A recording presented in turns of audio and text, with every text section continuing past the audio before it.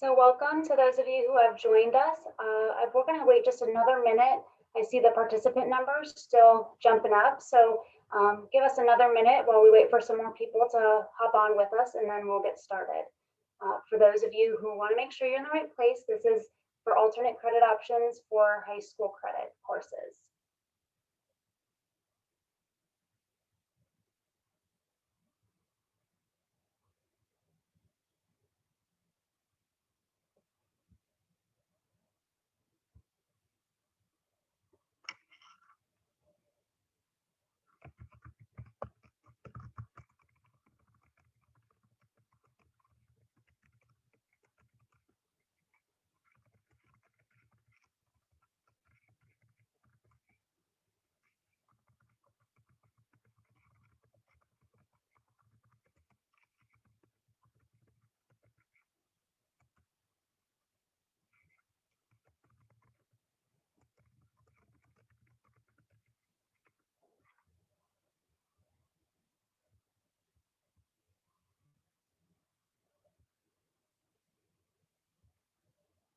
Yes, this is for grade 7-12. All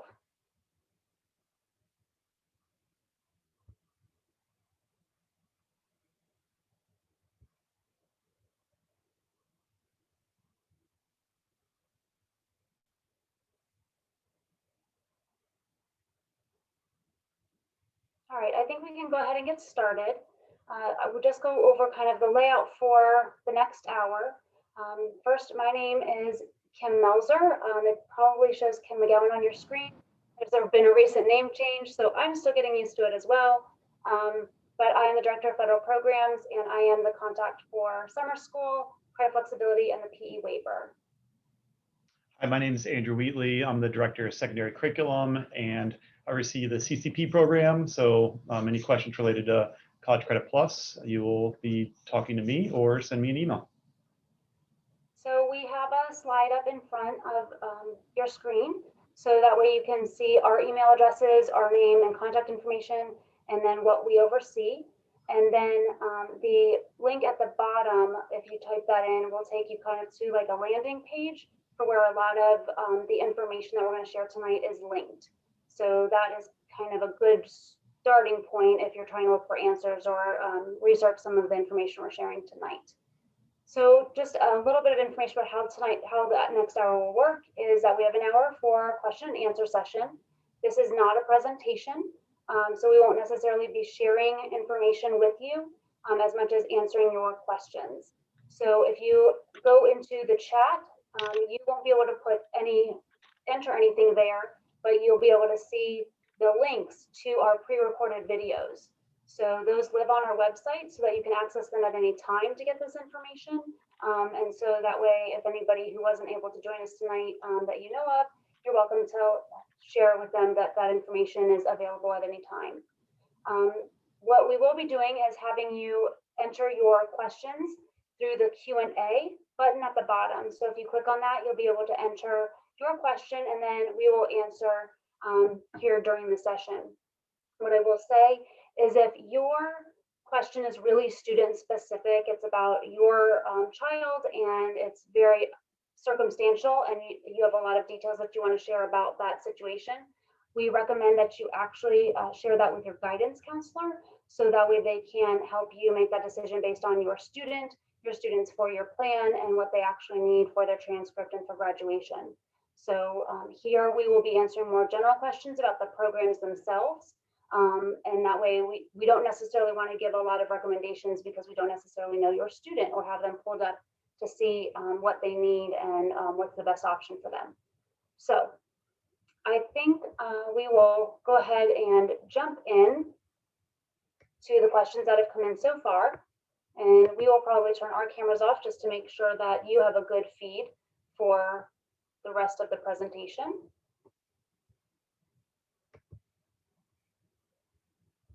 So the first question is how many courses in 7th grade are able to be credit flexed? So let me answer this question the best way that I can at this point, which is the student is eligible to utilize credit flex for any of the courses that they are eligible to take during that school year. So if your student is eligible to take a high school credit-bearing course during the regular schedule, they are also eligible to utilize Credit Flex to take that same course. And that could start the summer prior to the school year where they would have normally taken it. So 7th grade is pretty limited. However, if they were going to take maybe health, depending on working with your counselor, normally health and PE are credit-bearing courses in junior high, and normally they're in 8th grade, but I know some situations are different, so I don't want to say that across the board. But also like Algebra 1 in 8th grade or any of the other credit-bearing high school courses in 8th grade could also be credit flexed as well. So I hope that answers that question. For summer PE, yes, actually our summer school will be remote while we're still debating whether or not any help sessions will be live and in person. The ability to work on content and work through a course will be done remotely by students. They'll have access to a licensed Lakota teacher for the duration of the course, but they will be able to access that online. And PE will actually be through our Canvas platform, which is probably what most of your students use during remote learning or anytime during this year. Kim, I can answer the second part of that. It talks about how it work. I just would chime in that my son took summer PE online this summer, and it was fantastic. So they built a really good course working with their PE teachers, in which the students built kind of an individualized exercise plan, and then completed that over the summer. And so it was really nice to have my son build a plan that met his needs. And he did a lot of exercise during the course, and it really turned out to be a fantastic course. I appreciate that feedback. And Andrew got to experience it firsthand on the student end and the parent end last summer. And it was actually, obviously, when we were thrown into being remote without necessarily a whole lot of time to plan ahead and moving from in-person PE to online PE. But we did get really positive feedback. So they will be expected to do things like log activity and submit those logs. And then there will also be assignments and tests and quizzes built into the course. Andrew, do you want to take the next one? Yeah, absolutely. So the question is, if students enroll in the CCP classes that are offered at the high schools, so those were things like honors anatomy and physiology, honors pre-calc, honors advanced comp. We also have Cyber 2 is a CCP course in sports med now for CCP, and ASL 3 now for CCP in-house. So do the counselors reach out to those students and make sure they understand that they can get into CCP credit for those classes, and is it up to the students' families to figure that out on their own? It's a little bit of combination of both. So that's a little bit about what this session is for, the question and answer, and what the information on the CCP website that is posted on the chat there. So make sure you check those out and you read through the handbook, and you will want to start going to the Cincinnati State website for those courses to see what you have to do in order to essentially apply for Cincinnati State. Cyber 2 is through Sinclair, so you do that same thing through Sinclair. Go to the website, see what you got to do, but you'll also be working with your counselor to make sure that you complete those steps. The big one being the absolute most important one is that you fill out the CCP intent form. That is an online form on that same link that I posted there in the chat. So make sure you get that done by April 1st, and then check on the university websites for their own due dates for when you need to apply to the university.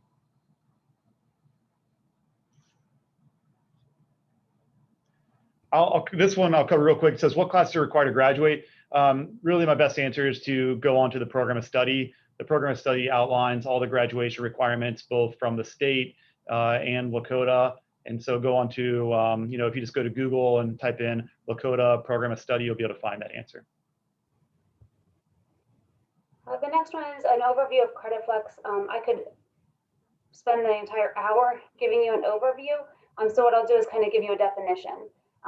Credit Flexibility is a program that students can utilize to take courses for high school credit in an alternative format. Those formats usually include online,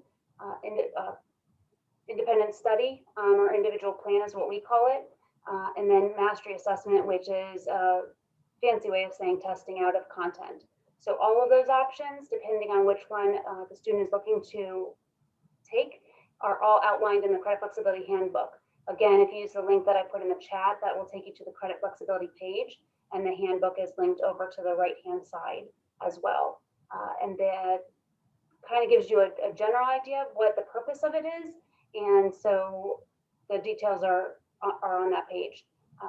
The other thing I will say about credit flex is probably the most popular is that the online option. So we have a question here that says, is there a CCP macro microeconomics class in the summer? So CCP, just to clarify, you are going to college, you're taking college courses.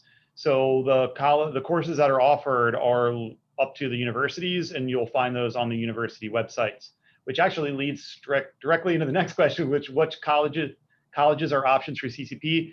Any Ohio public university is an option for CCP. Most of our students take courses through the colleges that are local. So the most popular ones for Lakota students are Cincinnati State, UC, and the multiple campuses, Miami University at the multiple campuses, Sinclair, and then we also have like Wright State, is another one. But those are the universities that most of our students use. The next one is, when do I sign up for CCP classes for next year, and where do I go to do that? So step number one, and most important, is that a letter of intent. And that is an online form. And if you go to the link in the chat for CCP, you'll find a link directly to that form. You have to fill that out. That is a state law, and it has a state issued due date. And so if you do not fill that out, you can't take CCP for the next year. So you absolutely must fill it out. After that, you're going to want to start to figure out what university and what courses you want to take. And at that point, you are working through the university system, trying to apply to that college, in which you then have access to their counselors to figure out what courses you want to take. And you'll communicate that process to your counselors also.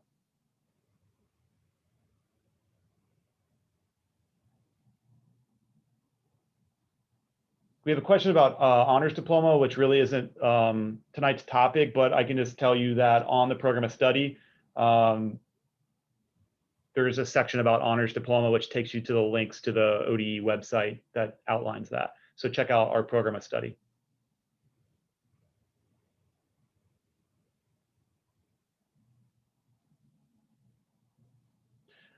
All right, so a question about, does taking CCP courses impact one's ability to get scholarships? I heard that colleges want students to take full course loads, and that sometimes CCP courses do not always fit well into this format if your student is going without a full year of CCP credits.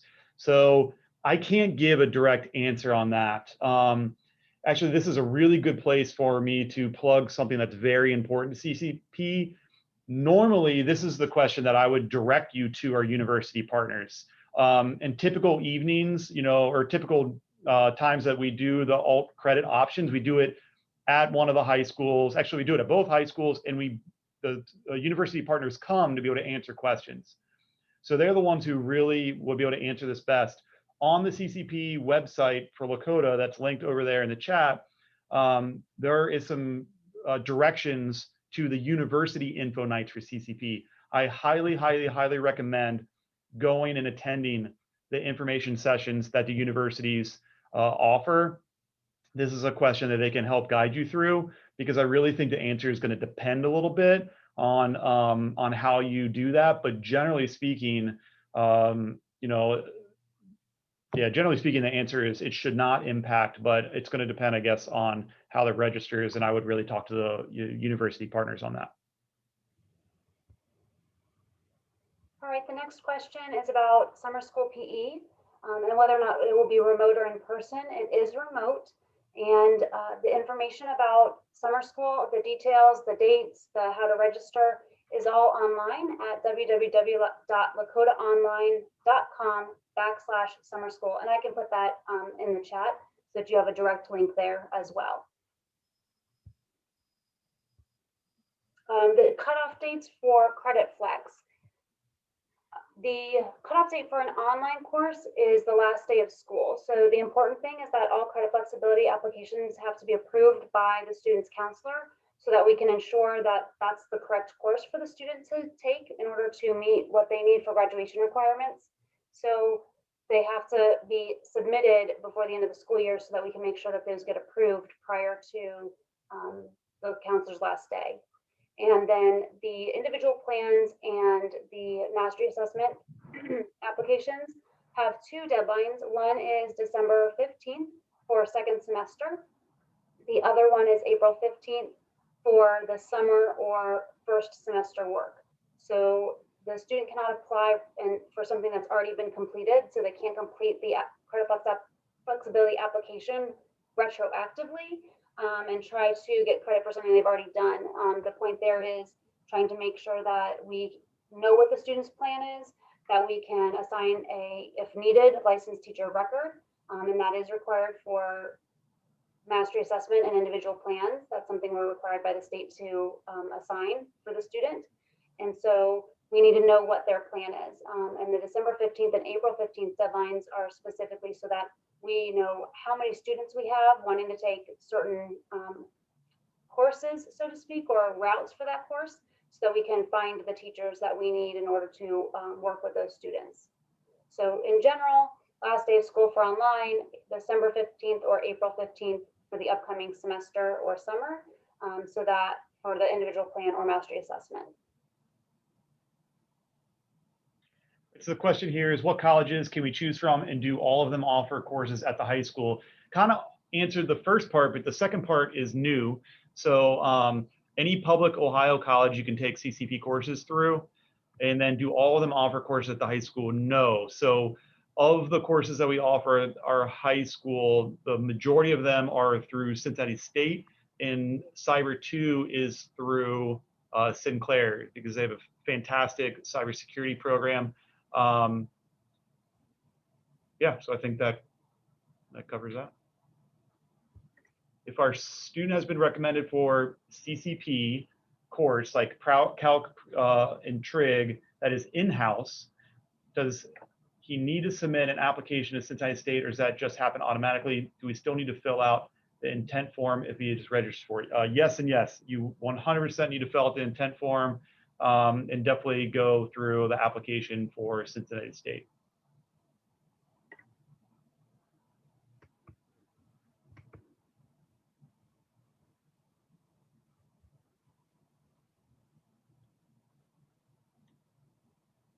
The next question is, should I do 7 classes every year, or would it be okay to continue to do 6? And I guess, Andrew, you can correct me if I'm wrong, but I think that answer is really specific to the student and what their goals are, either for graduation or for post-secondary plans. However, I think both of us would say that your student can meet all graduation requirements by a 6-bell day for 4 years, for the 3 years at the main campus. Yeah, definitely, absolutely. And, talk to your counselor about that one. Make sure you're making the right decision. Yeah. When does summer school open for registration? It will open on March 8th and go through April 9th. So you have about a month to register for the courses that you want for summer school. And the next question is, how many PE credits does a student need? And I'm going to try to explain this the best way I can. So bear with me. The student needs 2 PE classes. And I'm going to say it that way because in the state of Ohio, a PE class for a semester is actually worth 0.25 credit. So even though it's a semester long, it's not worth the 0.5 that most other semester courses are worth. So the student will get a 0.25 credit for the first PE class. Most students who are in Lakota in 8th grade take that class. Then the student would still need another PE class for another 0.25 after 8th grade. So ultimately, the student would earn a 0.5 credit for 2 PE classes for 2 semesters. All right, the next question is, can a student take a class in the summer at a local college in English, math, etc.? Absolutely. However, the registration dates for summer for the universities is different than fall. So you want to make sure that you're taking a look right now and doing what you need to do, because each university is different for CCP and what their application process is. And so some schools require more testing or other information. So with them having an earlier due date for taking summer classes, you just want to make sure you're checking that now to see what you need to do in order to make sure you're meeting the deadlines of the universities. The next question is, when will the decision be made about health being online or in person? So the website already indicates that health will be offered remotely. The only thing that could potentially be in person is help sessions, and for health, because it's for original credit, that would be optional. So you should not need to plan around that.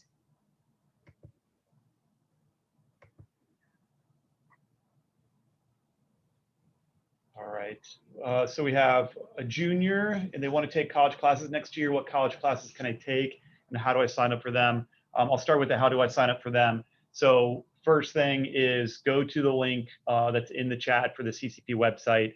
That has all the information you're going to need. It gives you step-by-step instructions. The video that I did kind of gives you the step-by-step instructions for that. But I will once again state that that starts with filling out the online letter of intent. If you do not fill that out, you will not allowed to do CCP. That's a state law for a requirement for doing CCP. And it says, what college classes can I take? This one varies on the universities. So there's actually a rule in CCP that says you have to take what's called level 1 CCP courses for the first 15 credit hours of CCP. Your university is supposed to help you with that, making sure that you're picking out of that list. And that list is different for every university. So it's really a matter of going on to each university's website and seeing what courses they offer. Those do change every year, and then start figuring out, which ones you might want to talk or take, and then, working with your counselor to make sure they're a good fit. A similar question says that recommended courses to start with CCP that'll be advantageous to take as a 11th grader to help meet general college curriculum requirements. That's a tough one because it really just depends on the student, and it also depends a little bit on the goals for college. So this is a question that I usually kind of either start digging in with that family, like I need to know a little bit more about what your goals are, including like where might you want to go to school, majors, different things like that really matter in this question. It's also one that I often recommend they talk to the university partners or with their counselor with too. I realize that's like a non-answer that I kind of gave there, but it's so student dependent. But that's something the university partners will definitely, send them an email, start asking those questions, and I think you'll get a better answer that's tailored to you.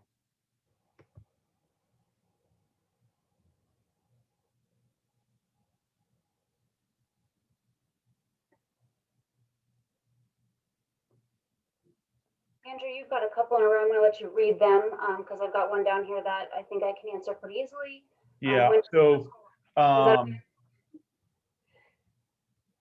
does summer school registration open? It opens on March 8th. Again, it's March 8th to April 9th, and that is all on the website, and that link is in the chat. Yeah. So this is a good one here. What should I do if my student is signing up for all CCP classes? Actually, I just asked this question to our counselors a little bit ago related to some other things too. You're definitely going to want to sign up for the courses that you would want to take if you weren't doing CCP, because what we would not want to have happen is if you decide to change your mind on CCP and then all of a sudden you haven't signed up for any classes. So make sure you sign up for classes that you'd want to take if you're in person, but then go through the CCP process. Tell your counselors after you have signed up what classes you're taking, and then they'll make the adjustments necessary.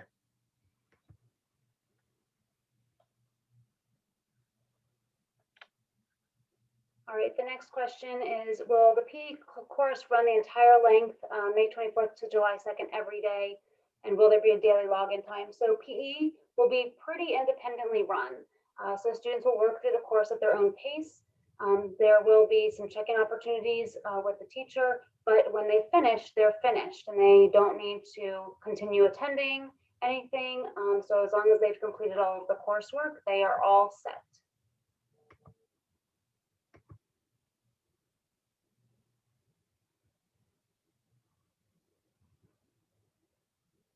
All right, let's see here.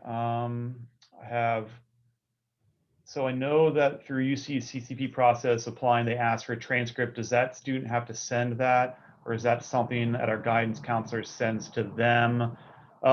It's something you coordinate with your counselor on. Pretty sure that, I'm not sure if I know exactly how that process works. I kind of know the law and like that side of it and the organizational structure side, but that's kind of a counselor specific one. So if you probably just want to contact your counselor on that and they'll clarify. Do students who already did CCP classes last year have to reapply to the colleges? My understanding is yes, that you have to not only reapply to the colleges, but you definitely have to fill out the letter of intent, which is online every year. That's part of the CCP state law.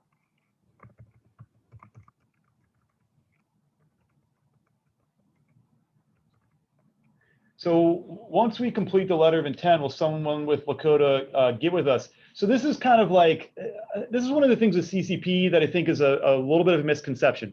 CCP is really students going to college. So it's really students and families need to kind of, they need to take the initiative to go through this process.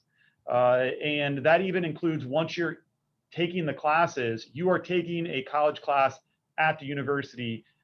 So generally speaking, if you have questions or challenges or whatever, you contact your university counselor, you work through the university. At that point, what we do in the CCP process is, we organize to make sure that people fill out the letter of intent. We do all the background kind of transfer of some like data information, and we cover the costs, including textbooks, but it's really you enrolling in college. So you go through that application process, you're working with the counselors at the university. If you got challenges, you work with the university. Most textbook issues, you work through the university. If you have questions, don't hesitate to reach out, but for the most part, you are going to college and you work with the college on that. For the next question, where do I find the handbook for incoming 7th graders to choose classes? I put a link in the chat, and it is the page where you will find both programs of study, one for the junior high and one for the high school. So if you use that link and scroll down to the bottom of the page, you'll see both of the links to take you to those two different programs of study. All right. I'll answer this one again, just real briefly. It was answered before, but if you're taking CCP classes next year, you still register for what classes you want to take if you were to be in Lakota full time, just to make sure that something doesn't happen and then you don't have classes. So just go ahead and register for a regular schedule. When is CCP due date? Well, there's a couple different due dates. Letter of intent is due April 1st, 2021 at 11:59 p.m. But the universities have their own due dates for applications. So you have to contact or look on their website to figure out what is the specific due dates for the application through them. Another question about the summer school registration timeline, and I'll just go ahead and answer in case that person joined late. And that is March 8th through April 9th. It will be open. If taking more than one CCP, do I need to fill out the intent form for each course? No, you just have to fill out the intent form.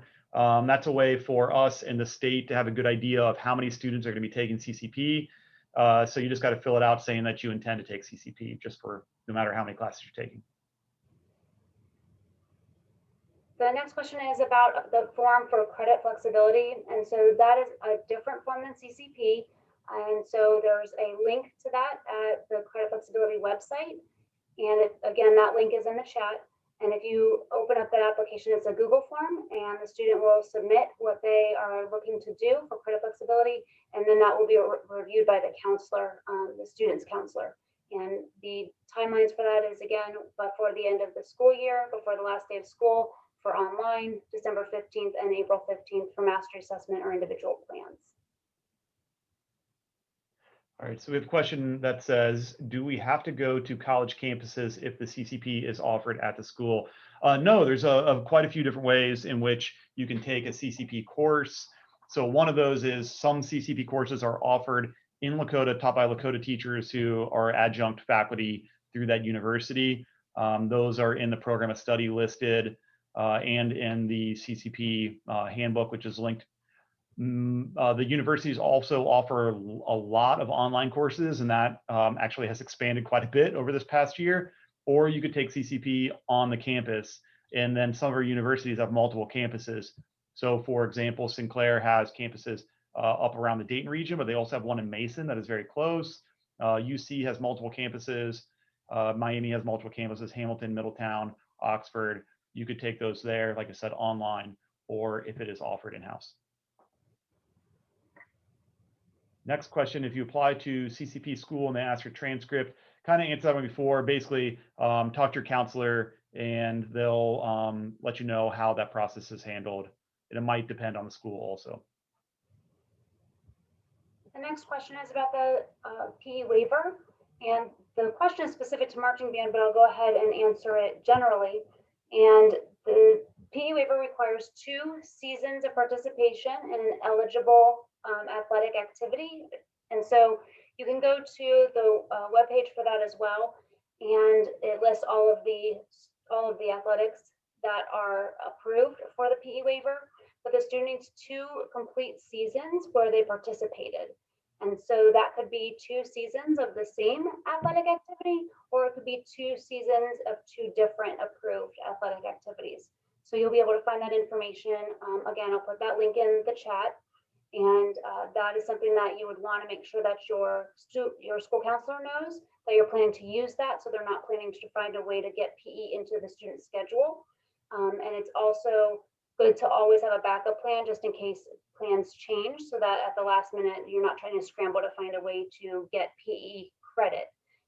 Something I should probably clarify, because this is always confusing, is the PE waiver waives the need to take PE, but that 0.5 credit is part of the total number of credits needed for graduation. So the student would use something else to earn that 0.5 to meet the total, but they wouldn't have to use PE to do it.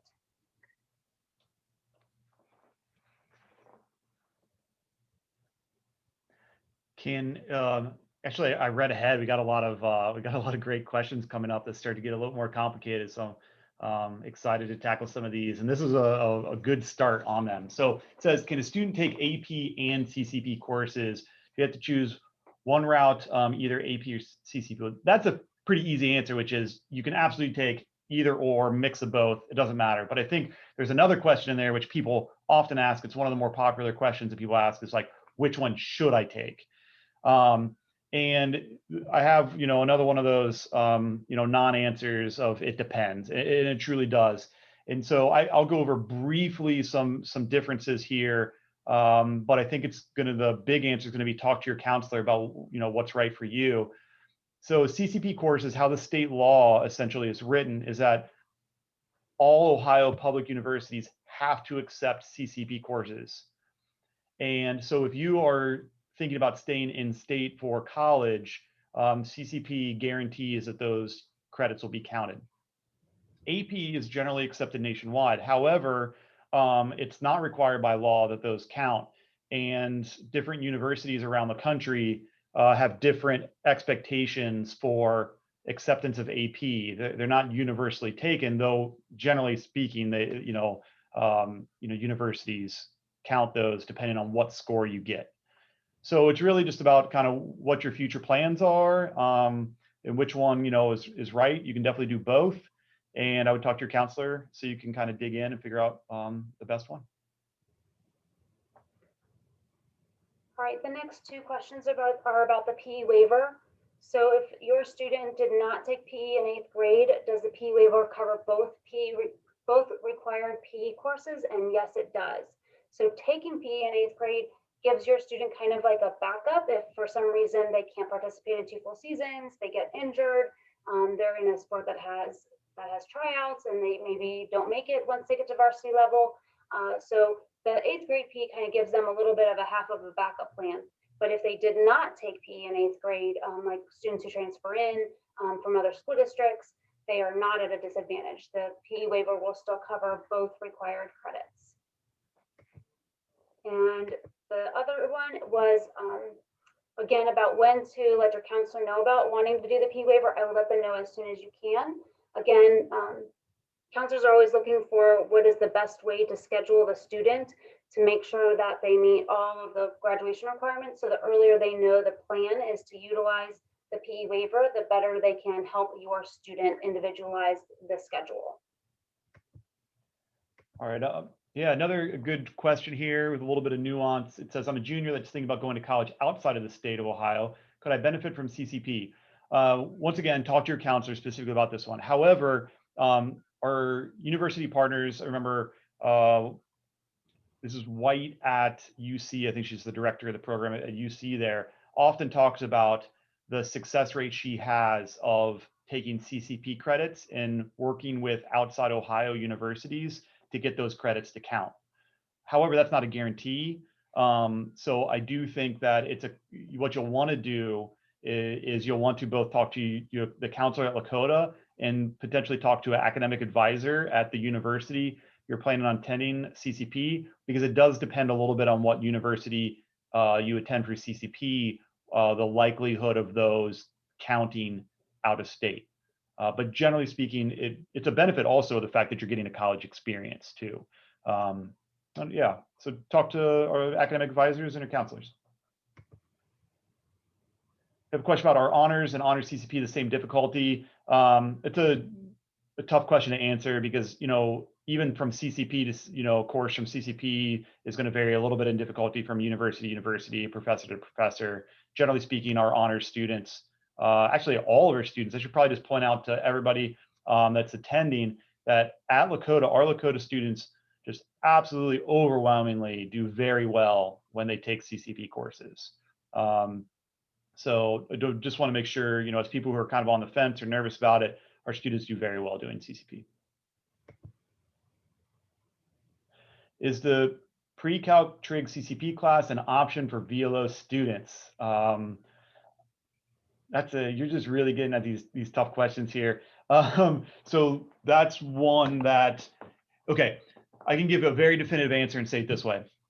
If you are a VLO student for next year and you fill out the intent form for CCP, you can take CCP like anybody else can.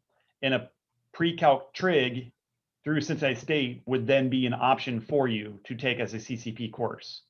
So that's essentially a way that a VLO student would be able to take that very specific pre-calc trig CCP course, which actually I think now is probably a good time to mention, Kim, that if you are considering doing VLO next year, I just, please, no matter what, fill out the College Credit Plus intent form. Just fill it out. And I just can't recommend that enough.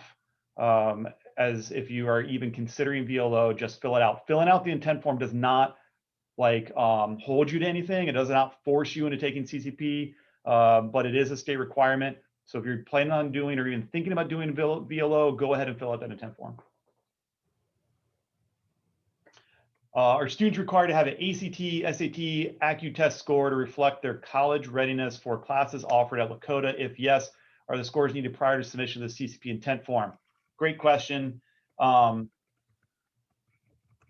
CCP intent form is due April 1st.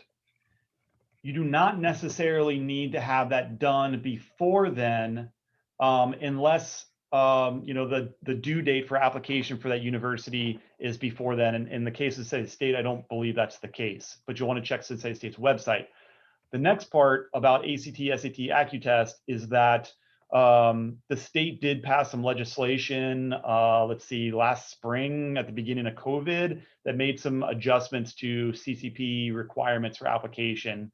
And it gave colleges more flexibility because of the fact that at the time, And even now, it can be a little bit difficult to schedule some of these tests. So I kind of have that default answer of what you'll want to do is you'll want to go onto the university's website. In the case for the classes offered at Lakota, that's going to be Cincinnati State for all of them except for Cyber 2. And you'll want to check to see what their current expectations are for application. Can my son take his senior year of English at a university? Absolutely. So fill out that letter of intent, figure out what university you want to go to, what English course, apply to that university, talk to your Lakota counselor and the university counselor, and take that English course.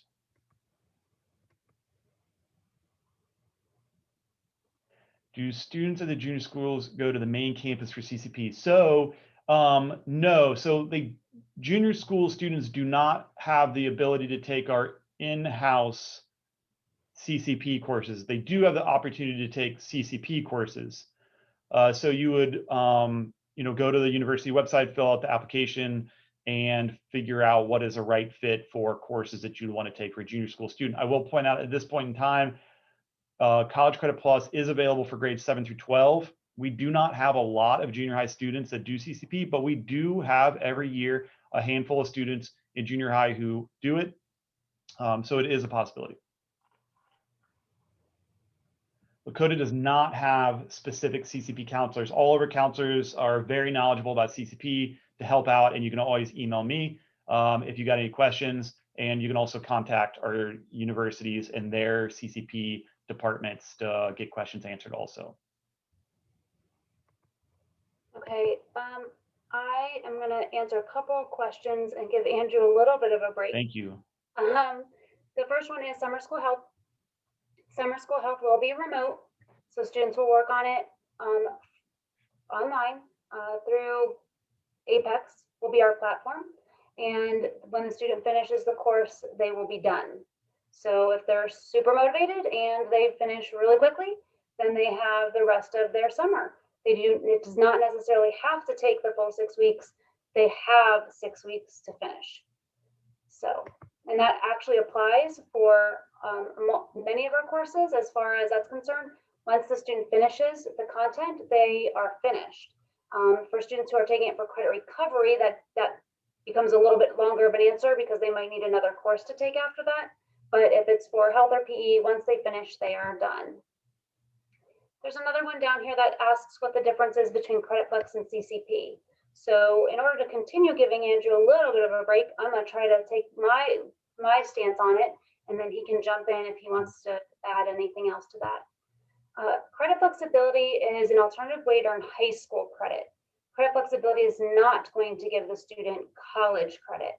So if the student's doing CCP, they actually earn both credits at the same time, both the high school credit they need and college credit for a college transcript. But Credit Flex would not do that for the student. They would just earn the high school credit. Yeah, Kim, you nailed it. All right, I have two questions that are very similar about CCP courses transferring out of state. So I did answer this a little bit earlier, but I'll kind of go over it again in case you just popped in. So it's a little bit of it depends. So yes, they can transfer. However, it depends on a couple things. One, it depends on the university you're going to. It also depends on the university you took the CCP courses at. Talking to the director at UC, she will often talk about they have a very high success rate, especially with a lot of their classes in which they're able to get those credits transferred out of state. But they aren't automatically transferred out of state like they are in Ohio, because in Ohio, it's a part of Ohio law. Students submitted a letter of intent for CCP or received confirmation. Unfortunately, it doesn't give like a receipt. You could email me or your counselors just to double check.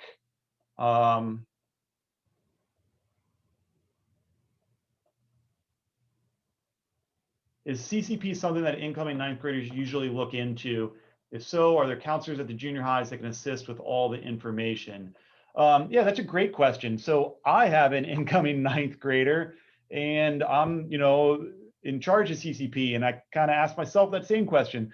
So yes, we definitely have ninth graders who do CCP. It's probably most popular in that junior and senior year, and it gradually goes up from ninth grade to 10th, 11th and 12th.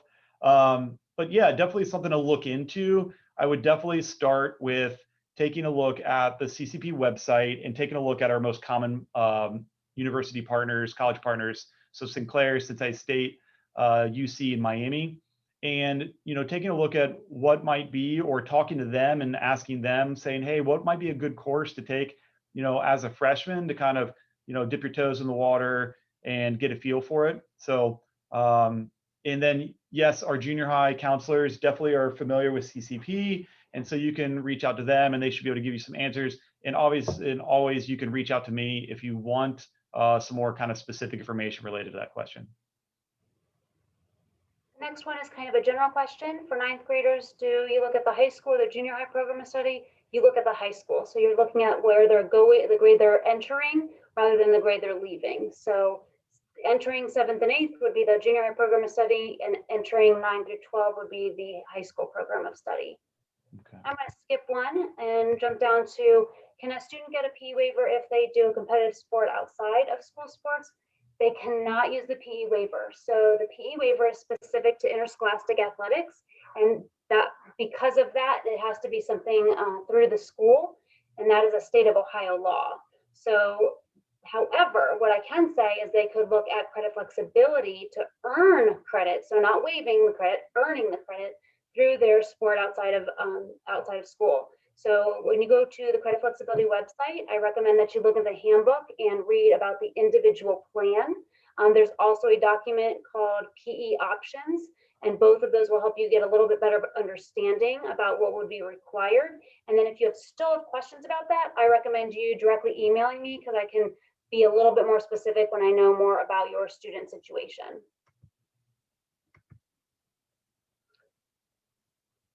All right. Do you have to submit tests such as SAT or ACT in order to take the course for CCP? I'm assuming that's what they're asking. Not necessarily. That is university dependent.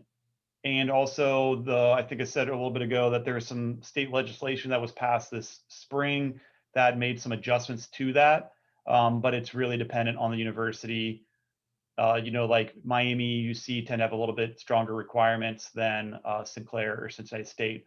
All of the schools offer really high quality courses that all transfer in Lakota automatically.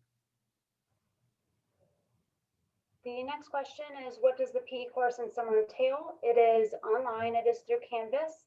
It will require the student to complete activity and log that activity and submit those activity logs to a PE teacher. And then they will also have some assignments and some tests and quizzes depending on the content. So there's 2 different PE courses. One is fitness and sports. Students who need their first PE credit, they have never earned high school PE credit, should take fitness and sports. And the other one is team and individual sports. And any student who already has 1 PE credit should take team and individual. And because the content is very different, the courses are laid out a little bit different, but ultimately they will all entail those 3 things: activity logs and tests and quizzes, and then some assignments. All right. Do you have any history about CCP courts being accepted outside of Ohio? So this question has been asked a little bit, but I'll expand maybe a little bit more on it. So yes, definitely there is history of those courses being accepted outside of Ohio. And just flat out, and this is where I'll probably get an email from some folks that may be telling me I'm wrong, but you generally, those are more likely to be accepted from UCs or Miamis than necessarily some of our community college partners.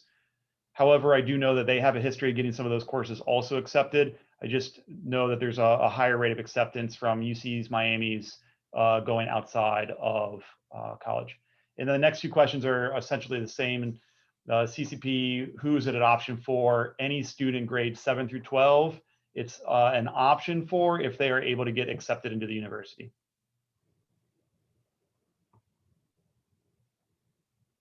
So the question says, since you earn CCP for both college and high school credits, does that mean I could possibly drop core classes if I'm taking something similar for CCP? Absolutely. So you can take a CCP course. You could take like a, an English 101 or something at, Cincinnati State or Sinclair, Miami or UC or Wright State or whoever, and it would then count for, if you're in 10th grade, it would count for English 10, or, if you're 11th grade, English 11. Is there a maximum number of CCP credit hours that can be taken? Yes. So if I remember off the top of my head correctly, it's 30 hours a year. Just remember that, in the college world, that semester class is roughly 3 hours long. So it ends up being about the equivalent of taking a normal high school course load. That number of 30 drops if you're also taking high school courses. So there's a little bit of a formula there that is on that is in the CCP handbook. So check it out. And then there's 120 hours maximum over your high school career CCP credit hours can be taken. What if I don't have any PE credits as a 9th grader? What should I do? So at that point, you have some options. If you're speaking specifically about summer school, you would look to enroll in or register for the fitness and sports class. But ultimately, it's not a problem that you're entering 9th grade and don't have any PE credits. You have 4 years to get those credits. You also have them over all of the different summers in between those years to earn them. And you also would have credit flexibility as an option. So there are definitely multiple options to do that. In the summer, you can take both of your PE credits if you wanted to at the same time.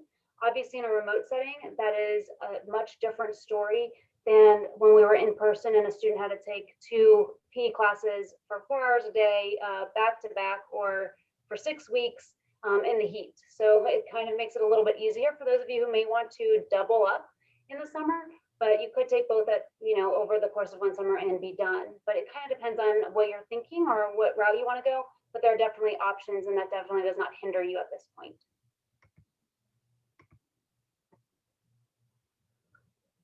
Question, if hack shows credits earned, it still needs to be earned. I think that's just a question you want to contact your counselor about to make sure it's you're getting the accurate count. And it's not just about credits earned, and it's making sure that they're in the right spot too. So I would reach out to your counselor for that. And Kim, it looks like that's all of our questions at this point. It does. Andrew, do you want to say a little bit? It seems like maybe there's some people out there that might also want to know about the fact that graduation isn't just about the credits, that it also has the end of course assessments. Yeah, so just a couple things with that that relate to CCP also. So the graduation requirements for Lakota in the state, they're listed in the program of study, but beyond just taking a certain number of credits, and then it also depends on taking a certain number of credits in each subject area. And then it also is dependent on what's called the end of course test. So normally people refer to those as like the state tests at the end of courses and having to score a certain number of points. And if you don't take, or if you don't score high enough on a certain number of points, there are alternative options for students to do a few different things that usually revolve around industry credentials to get your graduation requirements. The other thing I want to point out related to CCP is that even if you take a CCP course in a course as a state test, you do still have to take that state test. It doesn't get you out of taking the state test, but it does count for that dual credit for that course. And I'll say the same about summer school or credit flexibility. Neither one of those programs eliminates the need to take any related end of course assessments. Now, that doesn't mean that every course has an end of course assessment. There are specific ones that are required by the state for graduation.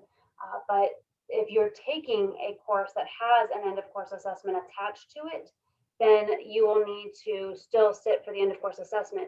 Something important to understand about that is that they're only offered during the state testing windows.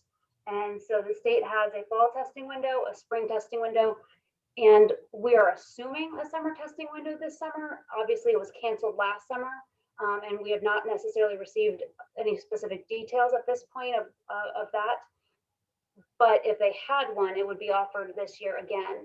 And so the reason that that's important is that the student might finish that summer school class for government in the first 2 to 3 weeks of summer, And the state testing window, if it went like it did in previous years, wouldn't be until the basically end of July.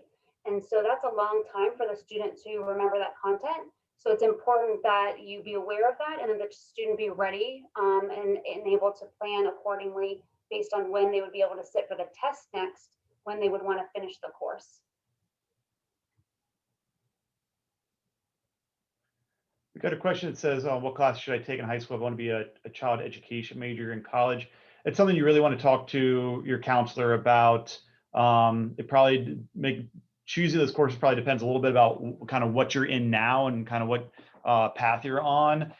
Something you might want to consider though is that you do have the option through CCP of taking some courses that relate specifically to that major, but you'll want to check out each university and see what they have to offer to make sure that they're an option at that university, but it's something that you could start to learn more at the university level while still in high school. But generally talk to your counselor. And the question came up about this year's lack of end of course state tests. I'm assuming that references to last year's because this year all state testing has been on as scheduled. So for the 2020-21 school year, we have had all state testing so far, and as far as we know, the spring testing window is still on as scheduled. So that should not be an impact. However, if you're referring to last year's, the state has said that there won't be a negative impact on students for the lack of testing, and there are some specific details about how that impacts graduation, or doesn't, I guess I should say, doesn't negatively. And that would be something the student would want to talk to their counselor about, just because that would be specific to the student and what they maybe missed last year.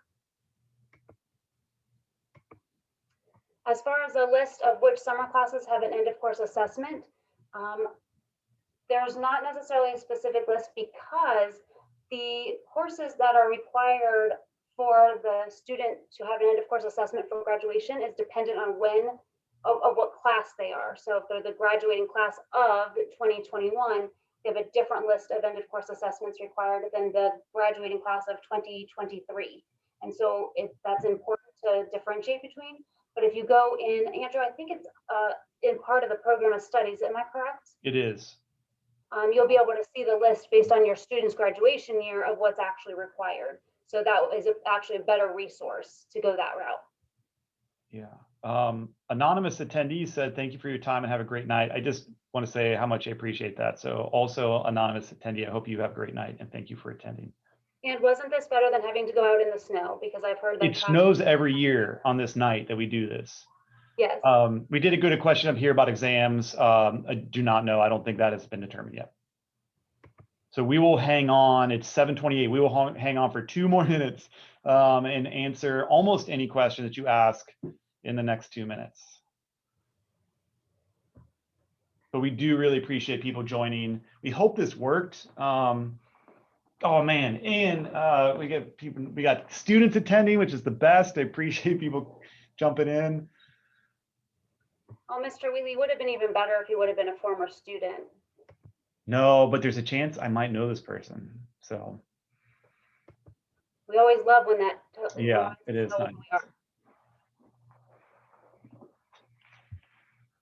We're really glad it was helpful. Thank you so much for the kind comments. Obviously trying to do our best to making sure that you have the information you need in quite different circumstances. So we're hoping that this format was beneficial for everybody involved. Yeah, and reach out anytime. I had a few students who emailed me today who couldn't make it tonight and was able to answer those questions. So definitely email if you got any questions.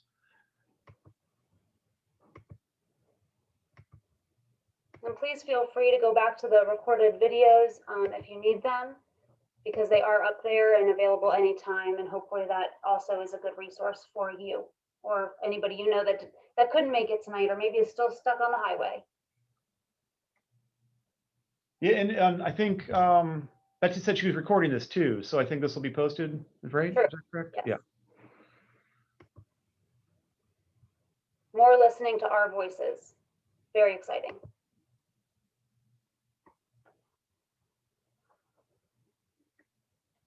All right, Ms. Melzer, I think it might be time to sign off. I I agree. Thank you all for coming. We appreciate your time because we know that this is not necessarily the easiest information to digest and try to sort through. So we appreciate you joining us tonight.